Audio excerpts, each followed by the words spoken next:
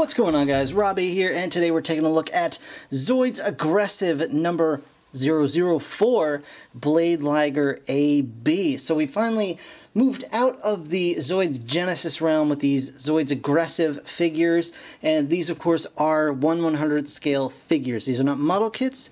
These are superposable, already I guess painted is the proper word. They're mostly it's mostly all molded plastic in the proper colors, but there are a few paint dabs here and there, but for the most part it is just, you know, plastic molded in color, and it works out really, really well. But there is the Blade Liger from the first Zoids series. This is the Blade Liger AB. AB stands for Awesome Backpack.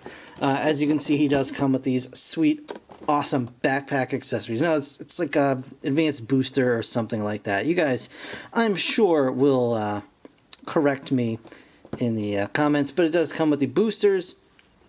Other than that, it is Van or Ban's Blade Liger from Zoids Century Zero? No. Whichever one it is. Chaotic Century, maybe? Is that what I'm thinking of? The first Zoid series, whatever.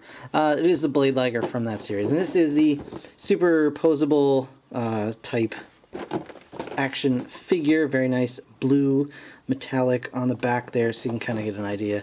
All kinds of Japanese, all kinds of stuff like that. So, not much else to talk about as far as that is concerned. I'm just going to go ahead, open this guy up, and check it out.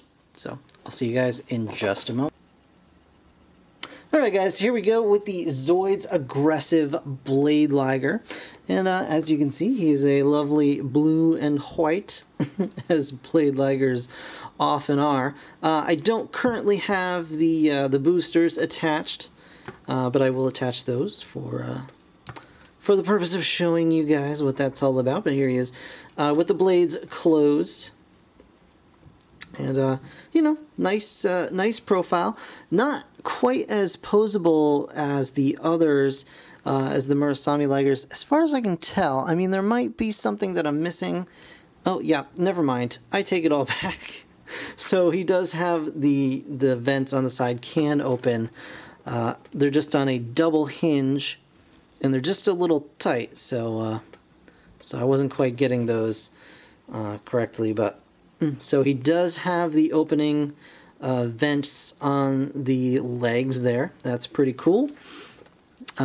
He's got all the articulation you'd pretty much expect from these aggressive Zoids figures.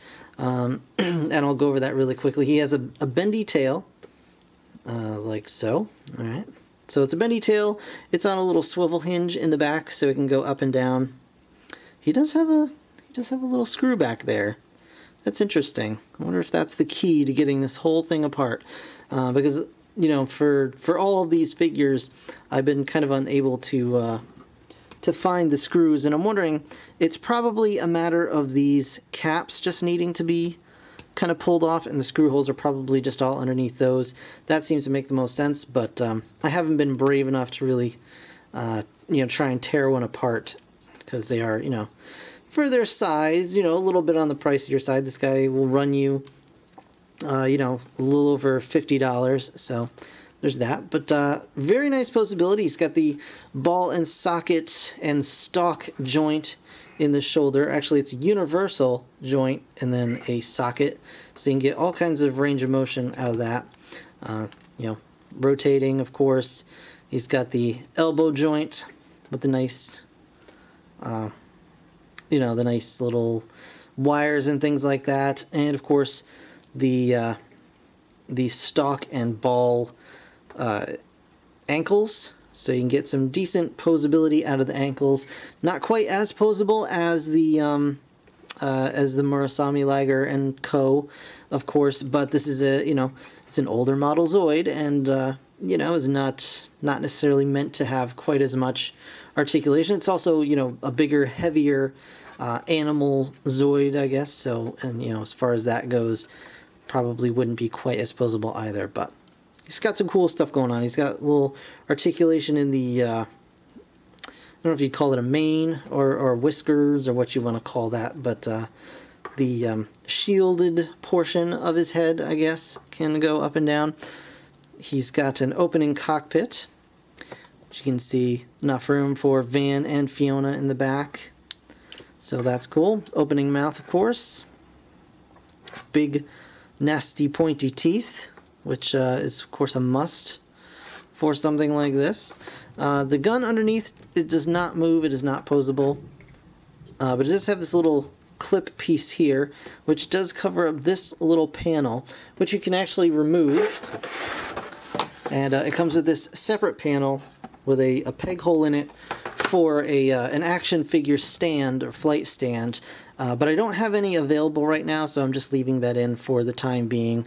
Normally I do show that off in my Zoids Aggressive videos, but I just don't really have an available stand right now. They are all in use, so you guys will get the idea, I'm sure. So he's got some upper body and lower body articulation. The hips can go up and down, so he can twerk a little bit here, and the mid torso, I guess, can go side to side and a little bit of up and down, I think, here. But you can also kind of condense this all together if you want him to have more stiff body length here. He does have articulation in his back legs as well, the same universal kind of joints. He's got the double jointed leg, of course, and then again the paw on the rocker. And he does have some neck articulation, and this is actually a lot nicer than the other Zoids Aggressive figures. He does have a lot more movement available in his neck, so you can kind of see the whole thing kind of moves. He's got these wires that attach down there at the bottom, and so that's pretty cool. He's also got the flap that opens up to reveal the thrusters on his back. So when he wants to run with these, the titular blades of the Blade Liger, these can come down here on the sides, and there actually is not a stopper, but there is a little bit of resistance when you kind of hit this level. So hopefully it's a nice natural stopping point, if that makes sense. So he can really kind of bust out with that run. Lower his head down, get those blades going. So that's really, really cool. He also comes with some accessories, and we've mentioned those already. The boosters. So they're here in this little tray. I've just got it's a little sticky film layer. Just got to peel back to get these guys out. And I'm personally not a big fan of these on the Blade Liger, so I probably won't use them myself. But yeah, if you're a big fan of them, they do come with these. And how you attach them is you're just going to go ahead and pop the... let me get his legs kind of out of the way here. You want to just pop this little gray cap off here.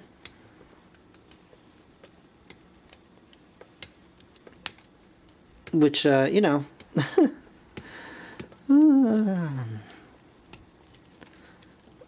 did this earlier, and it did not give me this much trouble. It's like I can feel it popping. It wants to come off, but there we go. So you just pop this cap right off.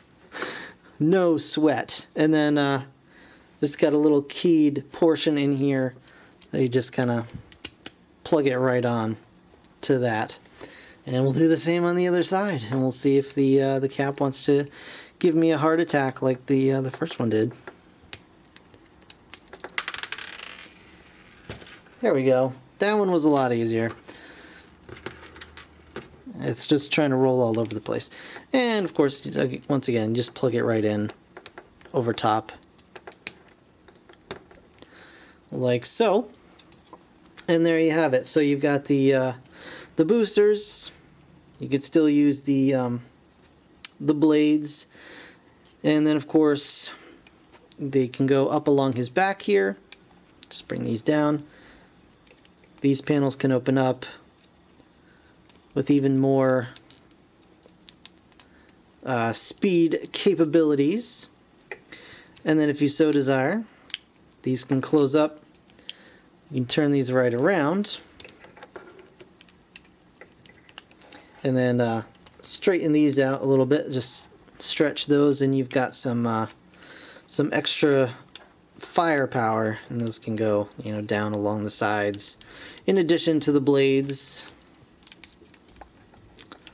Whatever works for you. To me, they're a little bit clunky, which is why I typically don't really like this version of the Blade Liger, but you know, to each their own, and you might really enjoy this kind of thing. You can spread out these bits on the side and just really make them look like some enormous monstrosities coming your way, which, you know, given the size of Zoids in general, I suppose that would be kind of the natural feeling in the first place. But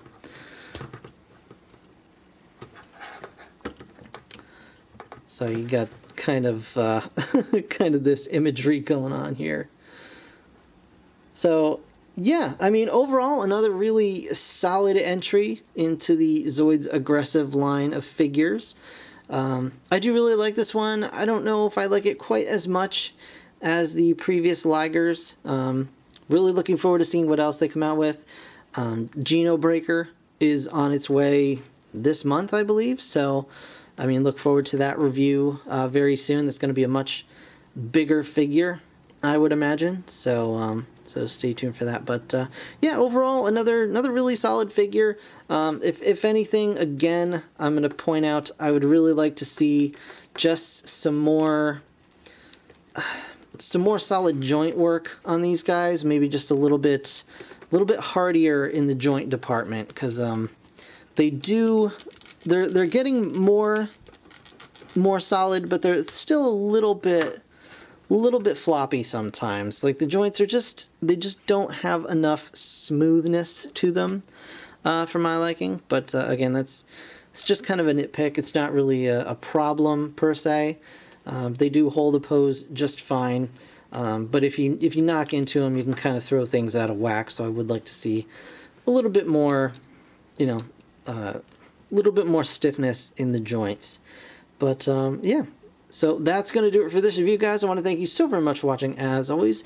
If you enjoyed the video, please hit that like button. It really does help me out. And of course, subscribe if you want to see more. As I mentioned before, the Genobreaker review should be coming out later this month, so stay tuned for that. In the meantime, thanks again for watching. I'll see you guys in the next one. Bye for now.